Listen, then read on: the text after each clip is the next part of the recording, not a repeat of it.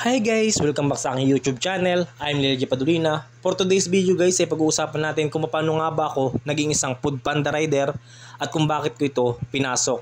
So yun guys, bago natin ito umpisahan, kung hindi ka pa nakasubscribe sa aking YouTube channel ay please subscribe na po para lagi kayong updated sa ating mga ilalabas na video.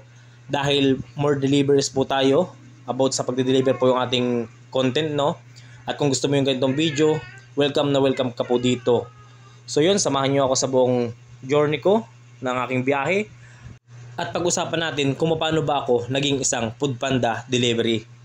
Kung mapapansin nyo guys sa mga old videos ko, isa po ako dating service crew ng fast food chain like Jollibee at Mang Inasal.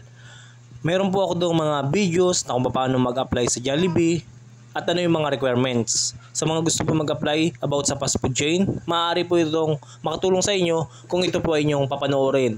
At alam po ng ating mga solid supporters yan kung ano po yung dati natin trabaho. At paano nga ba ako napunta sa food panda at bakit ito yung mas pinili ko kaysa sa fast food chain.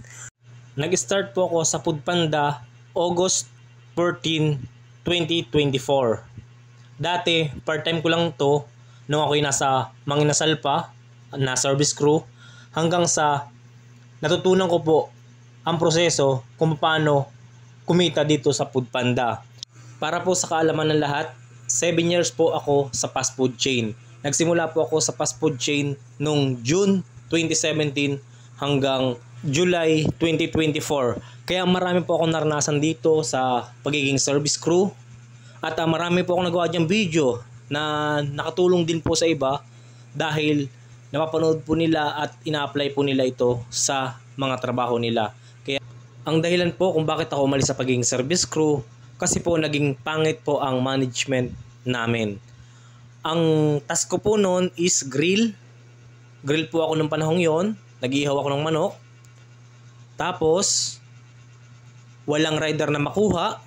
Tapos wala rin po kaming rider doon kasi nag-resign na po yung rider po namin. Tapos wala pong Grab Express na makuha. Kaya ako na po yung pinag-deliver sa labas. Panahon pong yun ay umuulan. Isipin nyo naman po, umuulan ng malakas tapos galing po ako sa apoy kasi nga po nag-iihaw ako ng manok dito sa Mang Inasal. So dahil wala silang makakuha na rider, ako yung kinuha nila kasi meron naman akong lisensya at meron naman po na motor sa amin na pang delivery talaga. So ako yung kinuha na rider kasi nagagalit yung customer kasi isang oras na daw pala yung kanilang in-order hindi pa dumadating. So ngayon napilitan na akong mag-deliver kahit na sobrang lakas ng ulan.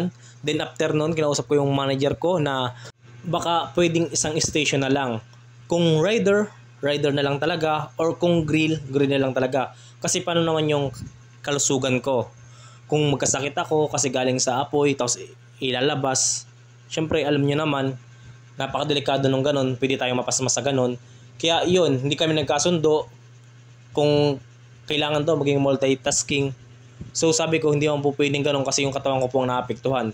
So yun, nag-umpisa dun na mag-resign na lang ako kaysa mag-taste sa ganon. Kaya yun, naging food panda rider na lang ako. At sa pagiging food panda rider ay okay naman ang naging trabaho ko at hindi naman ako nagsisisi na mas pinili ko itong pagiging food panda rider. Bukod sa wala tayong amo, hindi tayo papagalitan o hindi tayo kakaltasan kapag tayo ay late at sarili natin ang oras. Kaya sa mga kapwa ko delivery riders, saludo po ako sa inyo at mag-ingat tayo palagi sa kalsada. Thank you for watching guys and God bless.